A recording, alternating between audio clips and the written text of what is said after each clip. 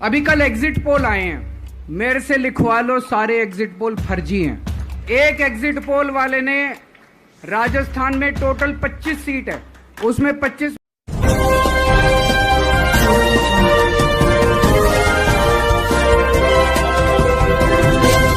अभी कल exit poll आए हैं, मेरे से लिखवा लो, सारे एग्जिट पोल फर्जी हैं। एक एग्जिट पोल वाले ने राजस्थान में टोटल 25 सीट है, उसमें 25 में से 33 दे दिए उन्होंने बीजेपी को। ऊपर से आया होगा भाई बीजेपी को ज्यादा देने हैं, तो उसने कहा मोदी जी क्या याद रखोगे आप भी, आपको 25 में से 33 दे दिए। मैं तहे दिल से सुप्रीम कोर्ट का शुक्रिया अदा करना चाहता हूं, बहुत बहुत। उन्होंने चुनाव प्रचार करने के लिए मुझे ये मोहलत दी थी। 21 दिन कल पूरे हुए, अब यहां से मैं सीधा तिहाड़ जा रहा हूं। ये 21 दिन मेरे लिए बहुत विस्मरणीय है। मैंने एक भी मिनट खराब नहीं किया। रात दिन 24 घंटे देश को बचाने के लिए प्रचार किया है।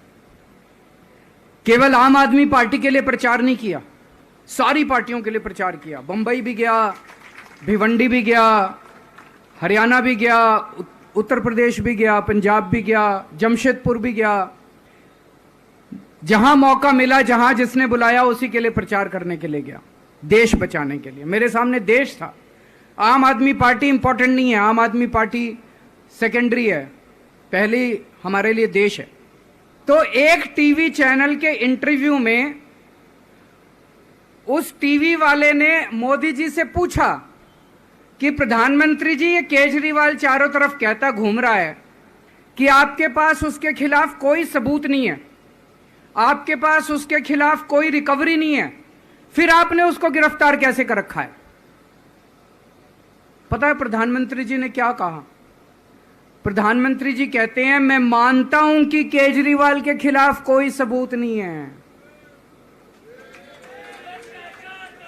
मैं मानता हूं कि केजरीवाल के खिलाफ कोई रिकवरी नहीं है, क्योंकि केजरीवाल अनुभवी चोर है। अभी कल एग्जिट पोल आए हैं, मेरे से लिखवा लो, सारे एग्जिट पोल फर्जी हैं, बिल्कुल फर्जी हैं। एक एग्जिट पोल वाले ने राजस्थान में टोटल 25 सीट है, उसमें 25 में से 33 दे दिए उन्होंने बीजेपी को। ऊपर से आया होगा भाई बीजेपी को ज्यादा देने हैं, तो उसने कहा मोदी जी क्या याद रखोगे आप भी, आपको 25 में से 33 दे दिए।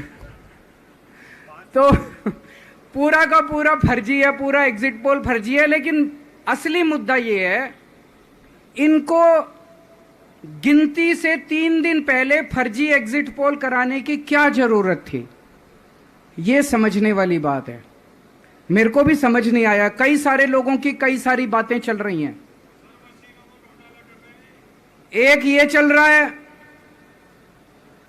कि इन्होंने मशीनों का घोटाला कर दिया, लेकिन मैंने संदीप पाठक को भी बोला है और मैं सारे इंडिया गठबंधन की पार्टियों को बोलना चाहता हूं, अपने अपने काउंटिंग एजेंट को बोल दो, पूरी तरह से सतर्क रहे।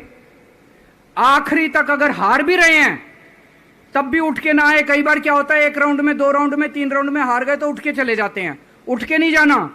सबसे लास्ट में रैंडम जितने बूथ होते हैं, ईवीएम मशीन होती है, उसकी पर्चियां पड़ती हैं। उन पर्चियों में से 5% पर्चियां उठाई जाती हैं। उन 5% ईवीएम की मैचिंग वीवीपैट की स्लिप से कराई जाती है। वीवीपैट पे जो स्लिप है उसकी काउंटिंग होती है, जैसे बैलेट पेपर की काउंटिंग होती थी, और उसकी काउंटिंग और ईवीएम की चेकिंग होती है दोनों की। एक भी मशीन अगर मैच ना करे तो वहां चुनाव रद्द कर दिया जाता है। तो अगर आपने ये चेकिंग कर ली वहां पे, तो इसका मतलब फिर ईवीएम का घोटाला हम बचा सकते हैं। फिर ईवीएम के घोटाला अगर कर रखा इन्होंने तो हम उसको एक्सपोज कर सकते हैं। एक थ्योरी ये चल रही है कि अगर इन्होंने कल ही कम सीट दिखा दी होती एग्जिट पोल वालों ने, तो हो सकता है कि इन दोनों के खिलाफ आरएसएस में और बीजेपी में कल ही बगावत शुरू हो जाती, 4 तारीख तक इंतजार ही नहीं होता हो सकता। तो कई सारी थ्योरी चल रही हैं, लेकिन अपने को सतर्क रहना है, चौकन्ना रहना है। मेरा अपना मानना है कि 4 तारीख को इनकी सरकार